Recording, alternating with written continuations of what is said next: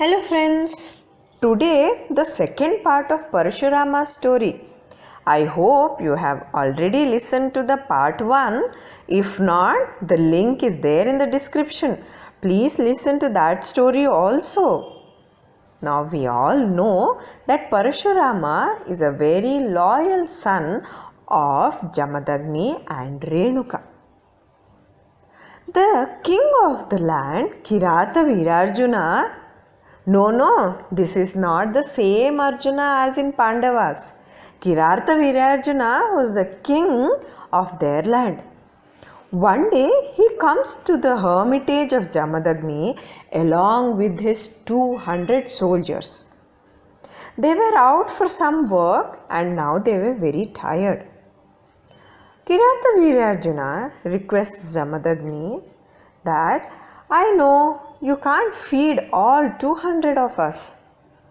So please, can you arrange for us to drink something at least?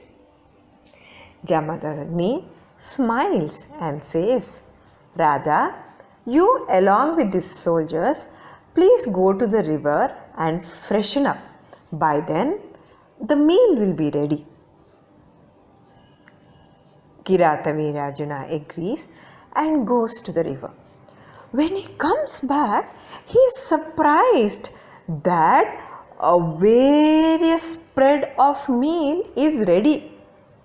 He is surprised that this hermit, this sage, how would be he able to cook for so many people, that too in so little time? After enjoying his delicious lunch, he goes into the kitchen with lot of curiosity. He finds that a cow is giving out all the food which this sage is asking for.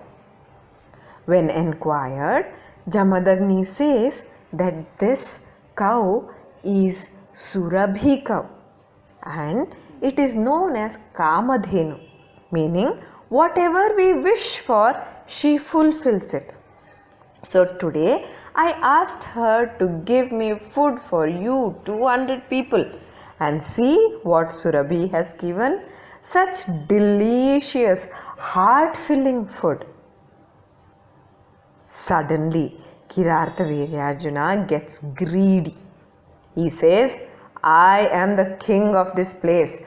All such precious things should be with me, not with you, poor hermit. Give Surabhi to me. Very humbly, the sage says, this is a gift given by one of Devas to me. I cannot give this to you.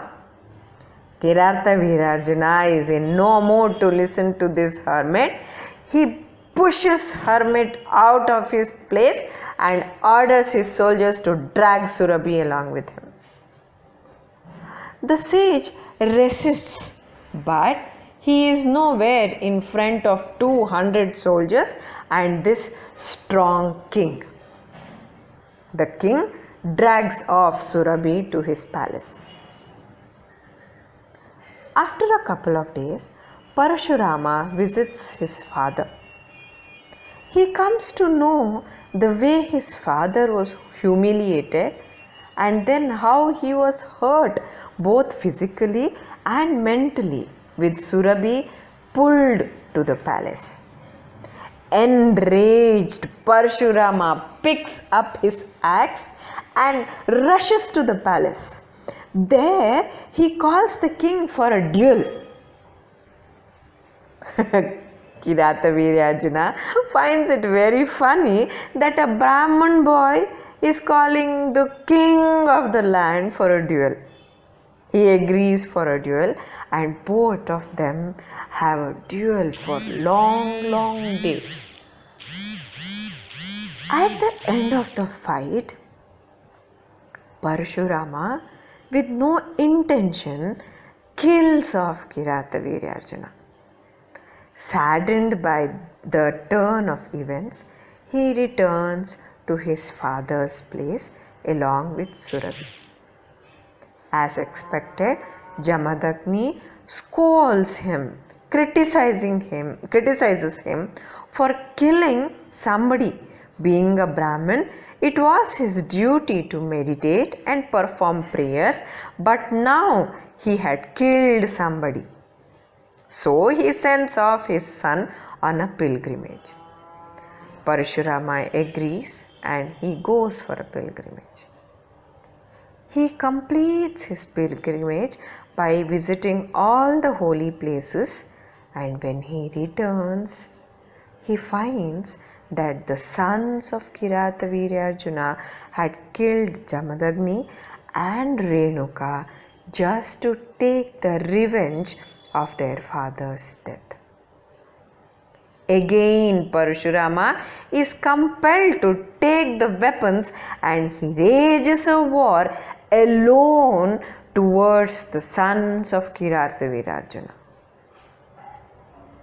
The sons of Kirathavirya falls as the particles of dust in front of mighty Parashurama. With the death of these sons, Parashurama realizes that the Dharma on this earth has reduced and most of the Kshthreeyas are taking undue advantage of their power and their position. So he decides to wage war against each and every Kshatriya who was unfair to people. It is believed that Parashurama revolves along the world, tours the world 21 times and kills all the unjust and cruel Kshatriyas. One fine day, he hears to the news that the Swayamvara of Sita has been set up and a noble king Rama is about to marry Sita. He thinks it is a good time to visit this Kshatriya and see how noble he was. He comes over to Janaka's place. When they meet, our Bhargava Rama and Sri Rama meet. With just an eye contact, Parashurama realizes that it is the time for him to retire. He decides that his war against Kshatriya has to end now and he has to get back to his duties of meditation and prayers.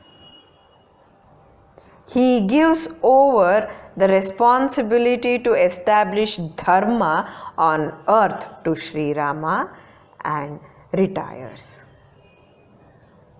He comes to the hillocks in the west coast of India and throws his blood-filled axe at the sea, thinking that it is not required anymore. The axe was so ferocious that the ocean, the sea itself goes a little behind and the land emerges underneath the sea. This place, which is currently from Gokarna to Kanyakumari, is known as Parashurama Kshetra. Parashurama sets up few scholars and brahmanas in this place and then assures them that if they have any trouble, any point in time, they just have to think about him and he would cure off all their pains. Now also during the yearly festival in certain temples of this Parashurama Kshetra, it is believed that Parashurama comes in one or the other forms, visits all the people, sees that everybody is happy and then goes back to his meditation. It is also to be noted that Parashurama is an immortal incarnation of our Lord Vishnu. It is believed that Parashurama would exist in this world, would be here to help us till the end of the universe. How cool is it? I hope you like this special story wherein a brahmana is compelled to take weapons and kill the people in order to establish dharma on earth. Thank you for listening.